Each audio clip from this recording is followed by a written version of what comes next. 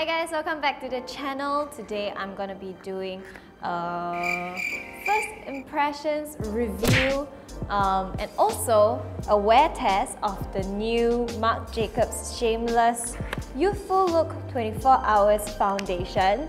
Yeah, so I just thought I would try it out for you guys since a lot of you asked me to do like a wear test to show you guys how foundations usually last throughout the day. So if you like this type of videos, please keep on watching and don't forget to subscribe.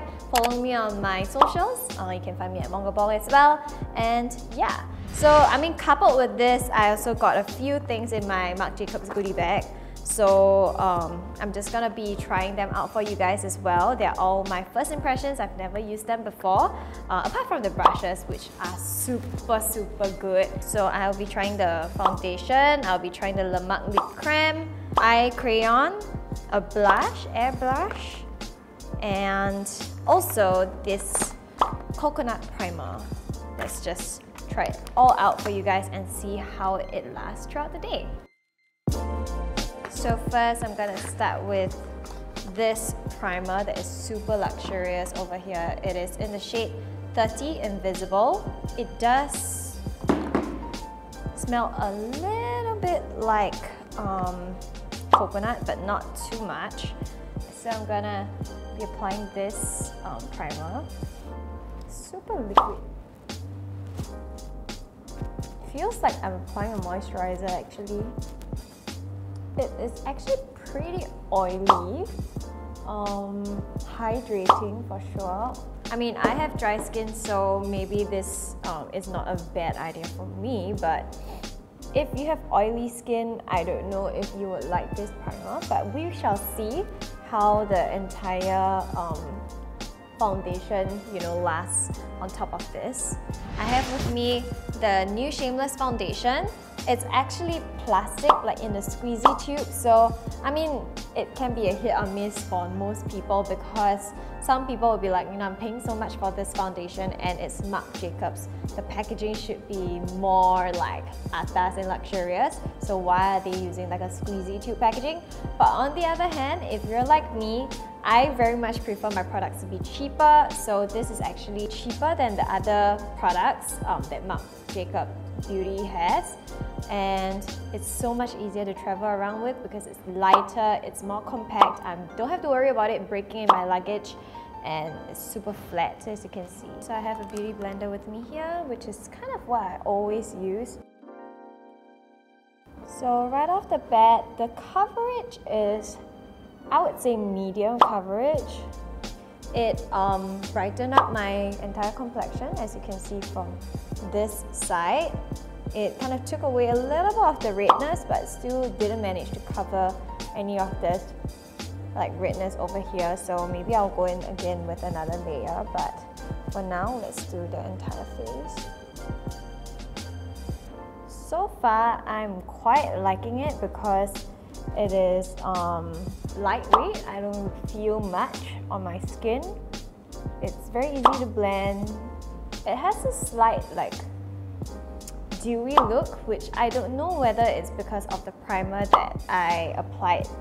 But what I don't really like about it is that it kind of settles into my fine lines, like over here.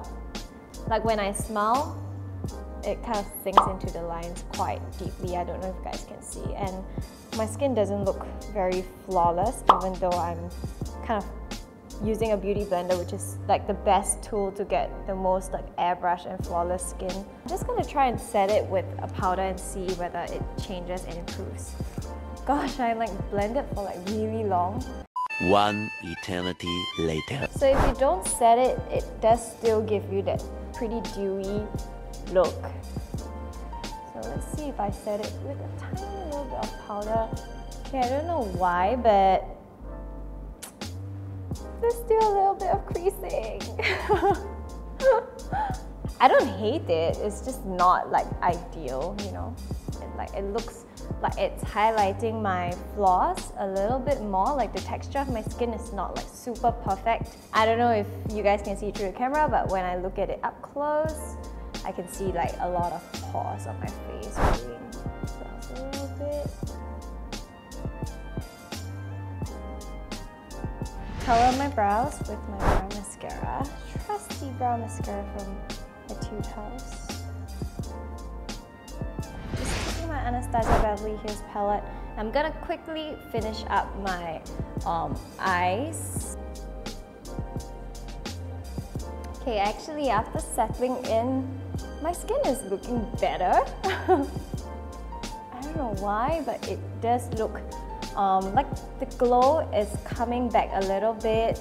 It's making my skin look more healthy and radiant after a while. So I think maybe you do need to give it some time to settle into your skin. Gonna go in with the Marc Jacobs Highliner Gel Eye Crayon. Love how sleek the packaging is. It's just gorgeous. It's a twist up pencil. And you can see how creamy and how smooth it glides on. It's crazy pigmented. So I'm just gonna very gently line my waterline.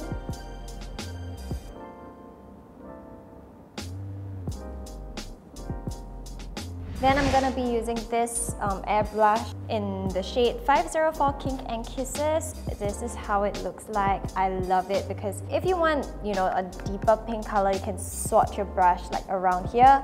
If you want a lighter baby pink color, you can do it around here. Oh my gosh, the color is so pretty. The powder is really fine. Color is really pretty. I'm going to take a deeper color and put more of it.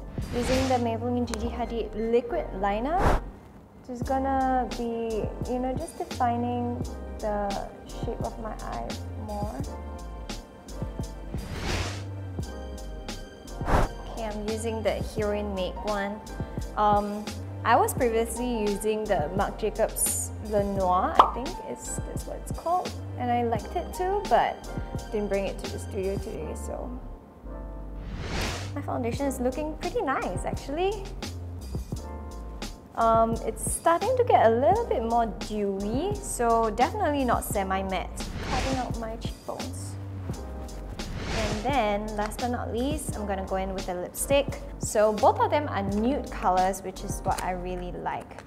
Okay, this one is more of a baby pink. This is called Kiss Kiss Bang Bang. It's more of like a mauvey pink color.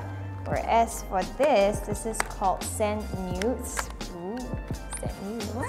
Okay, so it's a lip crayon. So it's kind of similar color to this as well. Oh, this color is actually deeper. Guys, it's so soft, so pigmented. It's almost like a liquid lipstick, but in a crayon form. So the color is slightly brown. And there you have it. This is the makeup look. So it is now 1:09 p.m. Yeah, I will do random check-ins throughout the day to show you guys how the foundation is holding up. As of now, it's not too bad. After I gave it a while to set, I think it has set together with my skin and kind of not make it look so bad anymore. I'll see you guys in a bit. So just checking in on my foundation. It is now 2:54 p.m. which means 2 hours have passed since we applied it. You can see my face is quite oily. Like the foundation around my nose is all gone. Over here is gone as well. So yeah, I need to touch up a little bit on my nose for sure. These two areas, you can already start to see like my flaws like coming out from this area as well, which means the foundation is also rubbing off. So I think I'm gonna just touch up a little bit and see how long it will last. Okay, check-in time. It is 6:56 p.m. which means it's been around, okay, I last touched up at 3, so it's been around like 4 hours of touching up, and the second time's touch up is like much better. The foundation is lasting really long and it doesn't look as bad on my skin. I quite like it actually. I think the main thing was the coconut primer that made it quite oily. You You can see that it's slightly shiny. The lines are not super defined now, but it's still quite defined. And you can see like all the dry patches on my face, which is I think overall the foundation is not as bad as it seems. For this, I just found that coconut primer by Marc Jacobs isn't really the best primer to pair with this foundation, simply because it is a little bit too oily. So for this foundation, I would highly recommend you to just wear it alone. That way you actually have a shoot, you know, a flash photography kind of shoot, or if you're going out at night where there's a lot of flash photography that will be taken, then yes, this will be a really good foundation for you.